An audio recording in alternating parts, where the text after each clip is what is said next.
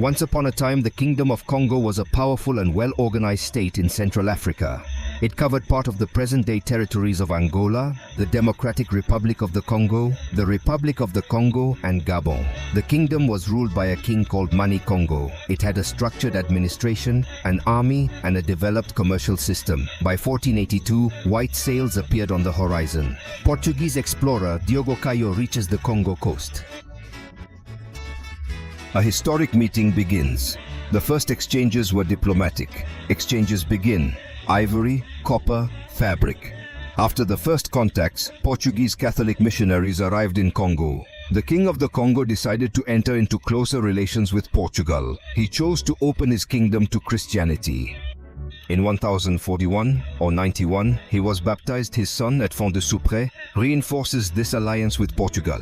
But the alliance was transformed. The slave trade intensified. The Portuguese merchants gained more and more influence. The kingdom began to weaken. Internal conflicts multiplied. The political balance was broken. The Kingdom of the Congo entered a period of division. In this troubled context, at the beginning of the 18th century, a voice was raised to call for the spiritual restoration of the Congo, Kimpa Vita.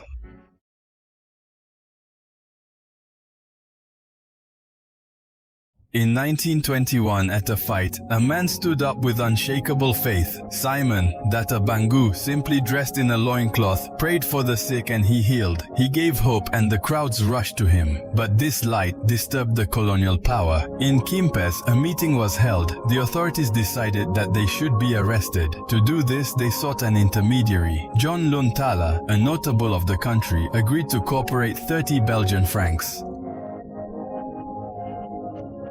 Through fear, pressure, or human weakness, a betrayal was sealed. On June 6, 1921, soldiers invaded Nkamba. The oaks were placed on his wrists. The village was crying. He thought he was arresting a man. He thought he was arresting a free man, standing still, driven by his mission.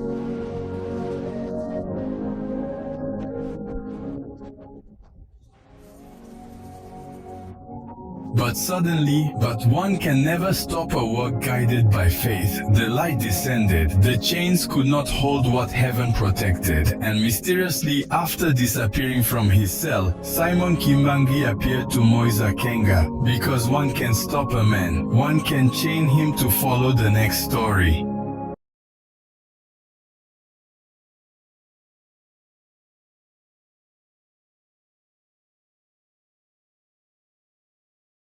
During the troubling era of colonization in the Congo, he is captured by settlers and imprisoned near them. Despite being chained, he remains composed and unwavering in his faith. With no other recourse, he accepts his destiny. A Catholic priest, under the guise of offering food, secretly laces a pigeon with poison. Standing before the soldiers, the priest presents the dish to Kimbangu, who observes it calmly and smiles before uttering, "Pigeon, spread your wings and fly away." As the pigeon takes flight, the oil falls into the priest's eyes, rendering him blind. Overcome with terror, the once confident priest collapses to his knees and pleads desperately. The soldiers are paralyzed with fear, realizing that even within the confines of a prison, the divine power of God remains unshaken and omnipotent.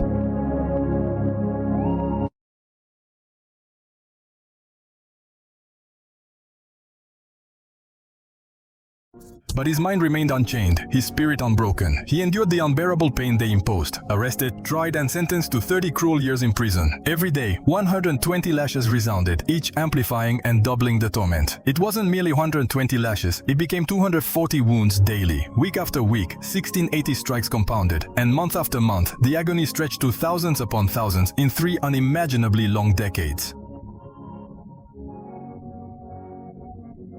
950 days of suffering, more than 2006, 102,008,000 estimated strokes, and yet he remained standing. He never asked for mercy. He never gave up. He never denied his mission. His body could be struck so that his people might keep hope. He endured injustice so that Africa could recover. One day, he thought he would break it, but he engraved his name in history. The silence under the blows has become the cry of a continent.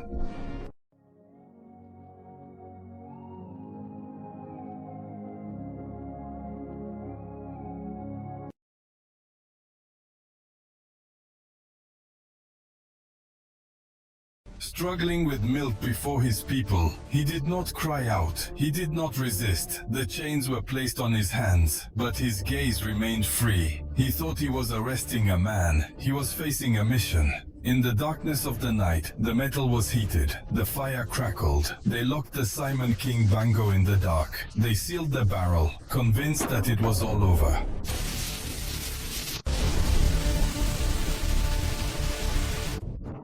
In the heart of the great Kongo River, the barrel was thrown away, the water closed, and the soldiers declared, "It's over for him." A rumble rose from the depths. A light crossed the water, and suddenly it appeared not in the water, but above the water. Every step defied fear. Every step proclaimed, "Faith does not flow." His foot touched the stone, and the stone remembered, an engraved imprint. As a message for future generations, he sat quietly. The pine tree appeared. The fish was divided. Even in the midst of trial, abundance remained. What remained became stone, as if to say, miracles do not disappear. Those who had raised their hands against him fell to their knees. Power had trembled, and humility came to beg forgiveness. He held out his hands voluntarily, not out of weakness, but because a mission does not run away.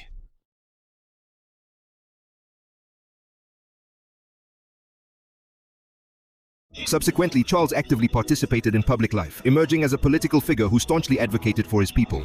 Before making significant political moves in Brussels, he frequently sought solitude for prayer or contemplation, employing this approach to maintain an air of unpredictability. To the Belgian intelligence agencies stationed in Brussels, his very presence carried profound symbolic significance, almost akin to a prophetic gesture. Simon Kimbangu had prophesied the final victory of his lineage by sitting at the negotiating table with Belgian ministers Charles Kisolo. Kele physically showed that the Kimbangu lineage had survived 30 years of imprisonment and persecution. He did not need long speeches. His face reminded of the Belgians, the injustice done to his father, and the inevitability of independence in the 1970s. Charles Kisolo Kele goes on a mission in Europe. Based in Switzerland, he helped to establish Kimbanguisme in Belgium, France, Spain, and the Nordic countries. His father's message now crosses continents. During a hospitalization in Brussels in 1992, his attending nurse was curious to know the reason why the latter constantly looked at the clock and asked him the question, "Dad Kisolo?" Kele replies that he is looking at the clock to find out how many minutes he has left before he dies. His words amuse his nurse, who does not take him seriously. On March 17, 1992 in Brussels, Charles Kisolo Lukelo, then he addresses a last message to the faithful. "My illness is due to the weight of your sins that I have been carrying for years," and makes his last breath by the intervention of Mobutu and Seseko. His body is repatriated to the Democratic Republic of Congo. In Kinshasa, a huge crowd came to pay tribute to him. His legacy lives on. Unlike Patrice Lumumba, who was a volcanic tribune, or Joseph Kasavubu, a leading figure of ethno-nationalism, Charles Kisolokele practiced the policy of discreet mediation. Kisolokele was a shadow builder. His effectiveness was real, his dual identity disturbing. In politics, the influence of religious leaders on the masses is often feared. To fully acknowledge the role of Kisolokele would be to admit that Congo's independence is inseparable from Simon Kimbangu's spiritual struggle. Many secular leaders prefer to keep a clear separation. Politicians don't talk about it because its legacy is elusive. For them, it represents a force that escaped the control of political parties. A force that binds earth to heaven. Yet without his calm at the round table and his ability to unify the delegates behind Kasavubu, independence might have been delayed or much bloodier, is Congo's silent hero. Thus, the life of Charles Kisolo Lukelo testifies to a journey marked by exile, faith and service despite trials. He remained faithful to the legacy of his father, Simon Kimbangu, while contributing to the spiritual and political history of the Democratic Republic of Congo. His story remains that of a man who transformed suffering into mission and proof into hope. Our sources are strictly based on the works of the Kimbanguist Church.